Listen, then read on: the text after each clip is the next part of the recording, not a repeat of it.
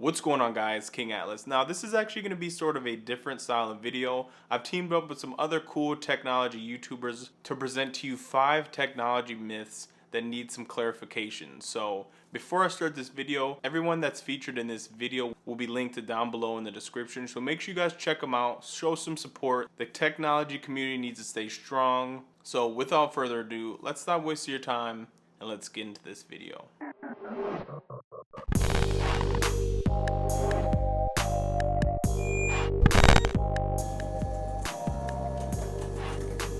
Finally done.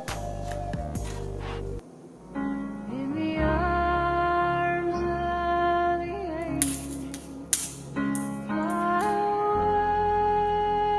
away from here. What's good, guys? King Atlas. Ever get this annoying message every time you pull your SD card out? Is your pullout game too strong? I'm sure a lot of us YouTubers get this message on a daily basis. And this is actually a pretty big controversy. A lot of people have mixed opinions about this. So let's clear the dust on this myth.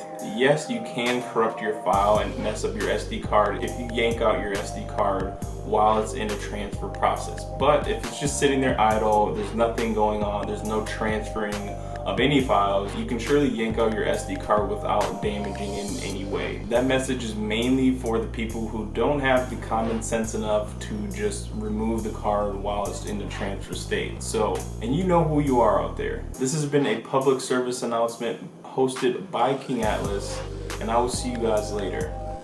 Peace. What is up, guys? Ben here from BTechHD. So I know there's many Apple users out there who are constantly trying to force kill their iOS applications on their devices just to save some battery.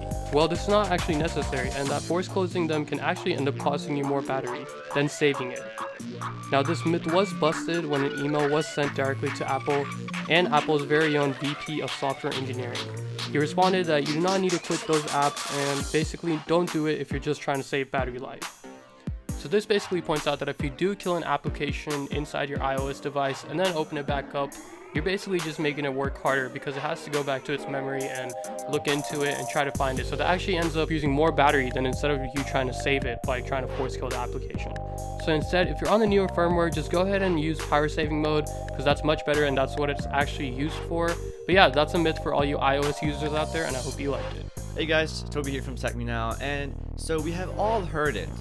More megapixels equals a better quality picture.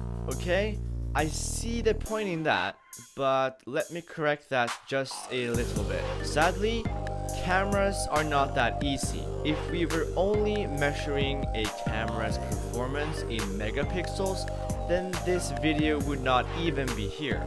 Cameras are very complex and cannot be measured in megapixels. There's so many factors that play in, such as lens, quality of lens, sensor size, and image processing. For example, you can build a camera that has 42 megapixels, but you have to have a very powerful processing unit to back up all that nice data and to make it look crisp and clean. So for short, nope, more megapixels does not always equal a better quality picture. If you want to learn more about this, please refer to the article, which I will have linked in the description for you guys. Alright, next one. So, you think leaving your phone charging and plugged in overnight is harmful? Well, good news. It's not as harmful as you think, maybe 1%, but as if you would notice anyway. First, our phones are smart enough to know when they're charged 100%. And if not, your battery would have been looked like this ages ago. Secondly, our phones use something called lithium-ion batteries. And inside these lithium ions, there's something called charged ions. And for these charged ions to make your battery better and make it safe, they need to be between 50 and 80 charged percent. So charging your phone short periods in the day is better than fully charge it from 0 to 100. Matter of fact, our lithium ions batteries have something called charge cycle, which is a cycle which goes from 0 to 100% in charge. So from empty or near empty to 100%. And why this is bad and charging short periods is better because our batteries have certain amount of full charge, so maybe 1,000 or God knows how many. But trust me, charging it from 0 to 100 will make the battery die faster, and sometimes you'll experience an issue with the phone shutting down at 10% and asking for more juice. Now to the next one. What's up guys, I'm TechProof and today we'll be discussing tech myths. Now this video will be a collaboration with ZisTalkTechs and I love a couple of other YouTubers who make tech videos, so it should be pretty cool indeed. The myth that I'll be discussing is the fact that you need a 1000 watt power supply. Now this is simply not true. You only need 1000 watts if you're building an extreme build with multiple GPUs or a very intense CPU.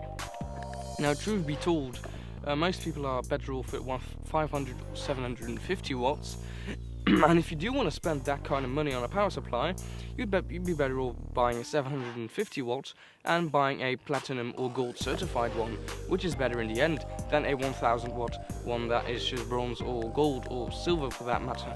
So I hope you learned something from this, and let's go to the next one, and I'll see you soon.